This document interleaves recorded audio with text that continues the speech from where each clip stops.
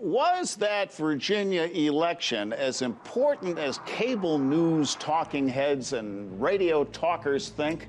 And how does what voters told us this past week play to those watching around the world?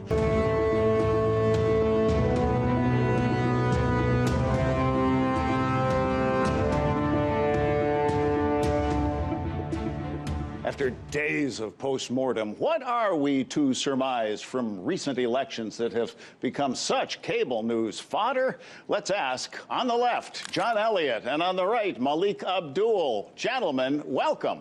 Thanks for having us. Thank you. I've been eager to introduce you to each other because in all the times I've seen you both interviewed, nobody has ever done that cable news hollering, so it's good to have you. Virginia's off-year elections have tended to award the governor's mansion to the candidate of the party not in the White House. Previous governor, Democrat Terry McAuliffe, running for another term in a state where governors cannot serve consecutive terms, sought to tag winner Glenn Youngkin as a Trump triber.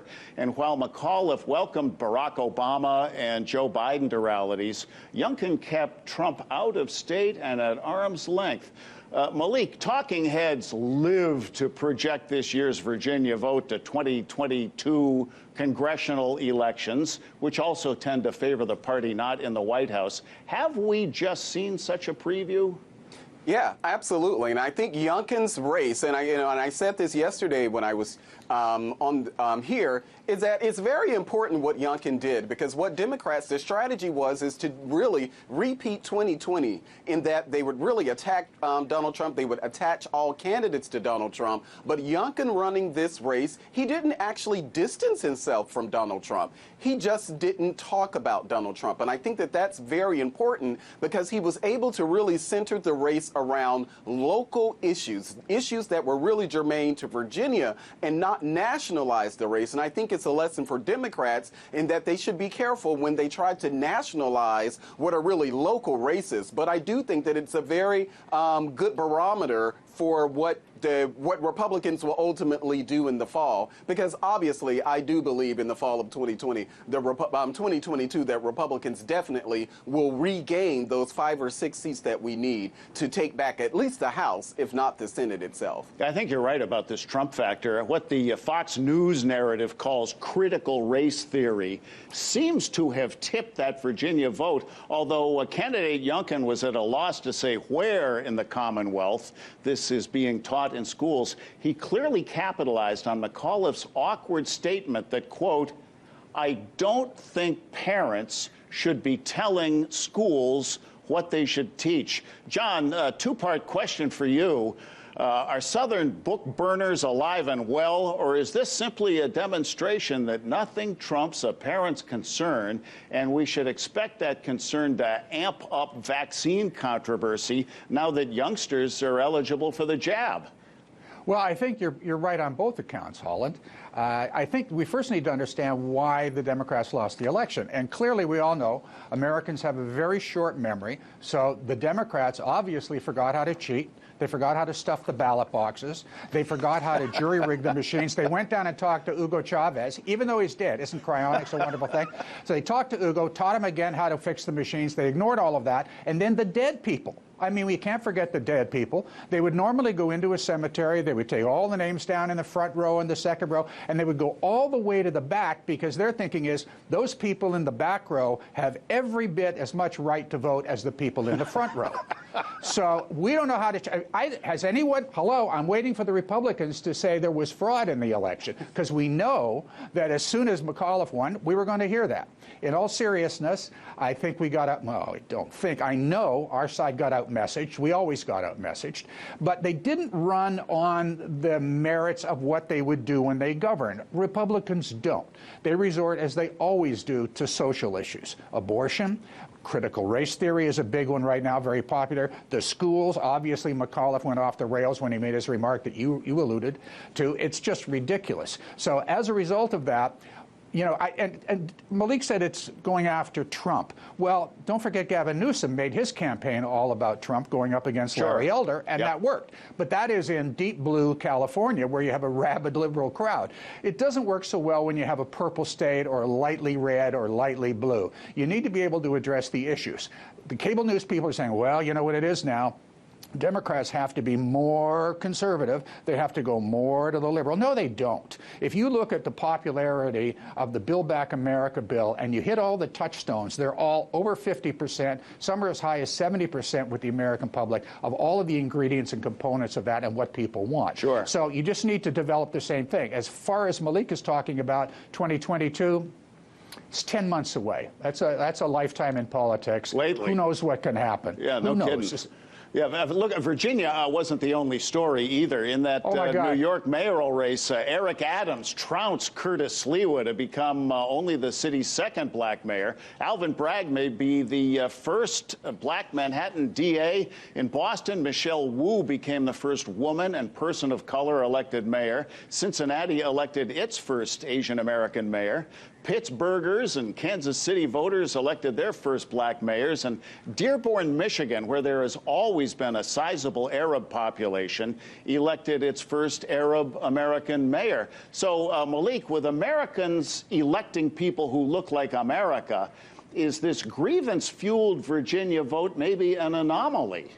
Well, yes and no. Keep in mind, also in Virginia, we have not just the lieutenant governor, who's the first African-American woman elected statewide in Virginia, but I think the attorney general now is the first Cuban-American attorney general, and this is on the Republican side. I think this is actually very good, whether it's a Democrat or a Republican. We need a broader representation of Americans at all levels of government, all levels of business. So I think it's actually a good thing. The issue with critical race, yes, we know critical race itself is not being taught in any of these K through 12 schools, but I do imagine that not just around issues as far as, anti-racist training or what Republicans call critical race theory, but I think parents are going to take a very proactive role in what we're seeing around the country. So I think in that regard, it won't be limited to just Virginia, because really all over the country, parents are going to be taking a very more proactive role in their child's education. So I do think that will continue, in addition to the usual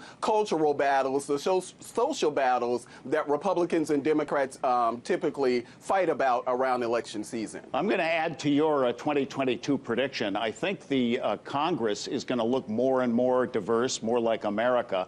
And I swear there's focus groups and consultants busy right now working parenting into commercials you're going to see for a lot of candidates. John, being the big picture, we always look for the wide-angle shot here. How do these election results, in your view, make the USA look to others looking in around the world? Confused. I think people look and say, what the hell is going on with the United States? They did that when Donald Trump got elected. They took a deep breath inside when Biden got elected. And now we're seeing a couple of other events happening. The one to me that really stuck out is Murphy in New Jersey. He was a very popular governor, had very high numbers of approval ratings as opposed to most politicians, and he squeaked out a 1-point victory. But there was a guy that ran against the sitting majority leader of the New Jersey Senate, and he won. He's a truck driver, and he won with $2,300. I spent half of that on my student council election in the 12th grade. I can't believe that the guy did that and won, and people are scratching their head. But that, I think, is the message. There's something radically wrong with the Democratic Party at this point in time. They better get their act together. They better figure out what it is. They better fix it, or 2022 is going to be a bloodbath. I agree with Melik that they're going to win the House. They've jury-rigged all of the redistricting. That's going to do it in itself. So what can I tell you? Yeah, the punchline on the truck driver in New Jersey was that he spent half of his campaign money at Dunkin' Donuts. So I see another commercial in the works with attention span now reduced to an oxymoron. Great big stories like COVID and supply chain are years-long issues that we frankly get bored with, to the extent that there is interest, if fleeting, to pop-up items like Alec Baldwin's shooting accident or Britney Spears' conservancy. 30 seconds each, not 31. Melik, then John. What else should Americans be paying attention to? What stories are going underreported? Yeah, so I think the biggest thing that Americans should be paying attention in really is what's happening in Congress, and not place so much focus on Joe Biden. Joe Biden himself, as president of the United States, is very limited in what he's able to do. But the things that Americans are concerned about, we really should look at members of Congress on both sides, the Republican side and the Democratic side, to push them to do the things that we want them to do. Thank you for saying that about Joe Biden. They're trying to pin gas prices on him, and anybody who's not snoozed through Economics 101 knows that he hasn't got a switch on his desk.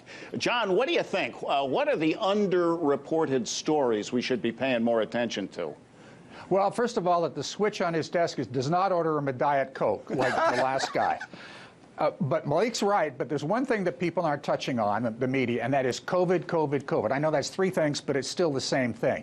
If you ask people how many people have COVID in this country, are they going to say 46 million people? It's on its way to 50 million by the end of the year. That's 50 million people in a nation of 330 million. And how many people have died? 750,000 people of our brothers and sisters, of fellow Americans, have died of COVID. They're not covering that. Every American should say, wow, those are big numbers. I have to take care of myself and my family and pay attention to this, but they're not. Right now, Germany is in tough shape. Watch what happens next. Kind of moves east to west. I am legitimately out of time, so this is going to be one-word answers. Melik, then John. Will Trump run in 2024? Please say no. Yes. Thank God.